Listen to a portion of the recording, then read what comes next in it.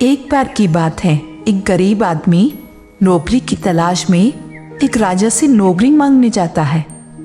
वो अपने आप को बहुत बुद्धिमान समझता है और चाहता है कि राजा के दरबार में अच्छी नौकरी मिले। चलते चलते वो राजा के दरबार में पहुंच जाता है।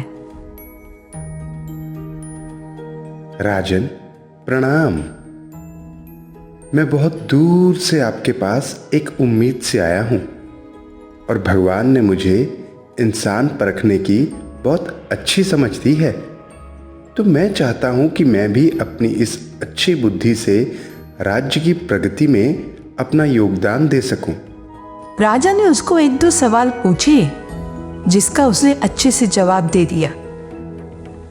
कुछ देर सोचने के बाद राजा बोला, क्योंकि हमारे दरबार में अच्छे अच्छे समझदार राजनेता हैं, इसलिए मेरे पास आपकी जरूरत नहीं है। मैं ऐसा करता हूं कि आपको हमारे घोड़ों के तबेलों का मुखिया बना देता हूं। वो आदमी राजा की इस बात से थोड़ा मायूस हो जाता है, परंतु फिर भी तबेले की नौकरी के लिए राजी हो जाता है। कुछ दिनों के बाद राजा ने उसे बुलाया और उस आदमी से अपने सबसे प्यारे घोड़े के बारे में पूछा।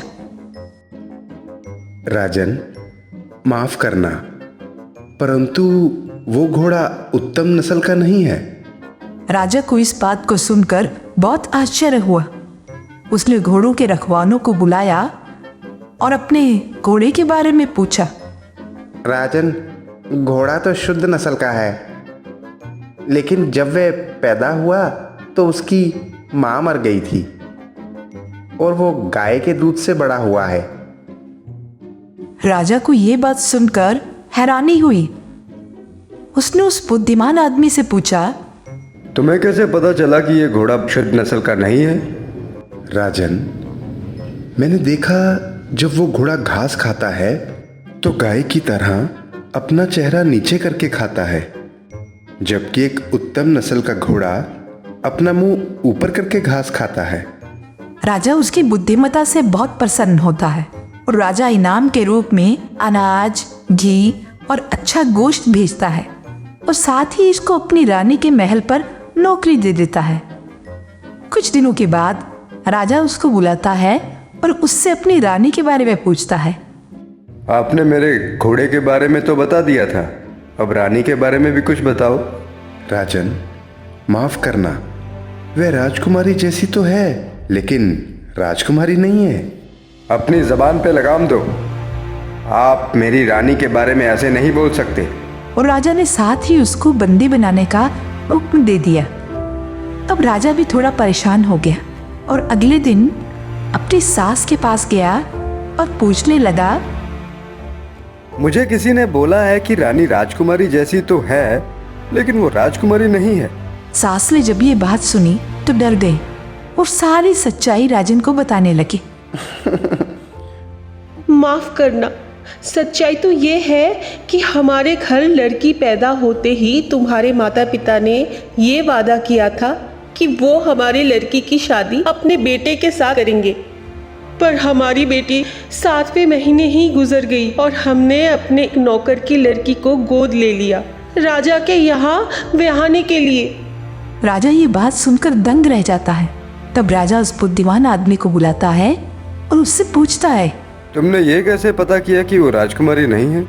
राजन, मैंने आपकी रानी का नौकरों के साथ व्यवहार देखा था, जो अनपढ़ों से भी बदतर था। एक अच्छे पारिवारिक संस्कारों वाले व्यक्ति का दूसरों के साथ व्यवहार करने का ऐसा तरीका नहीं होता है। राजा उसकी बात से बहुत खुश होता है और उसे ढेर सारा अनाज और भेड़ बकरियां इनाम में दे देता है और साथ ही उसे अपना दरबारी बना लेता है। धीरे धीरे कुछ दिन बीत जाते हैं। राजा उसे फिर बुलाता है और बोलता है, आपने बाकी लोगों के बारे में तो बहुत बताया, अब जरा मेरे बारे में भी कुछ बताओ। अगर आप मेरी जान बख्श देंगे तो मैं जरूर बताऊंगा। ठीक है, वादा रहा, मैं तुम्हें कुछ नहीं करूंगा। राजन, ना तो आप राजकुमार हैं और ना ही राजाओं जैसा व्यवहार करते हैं।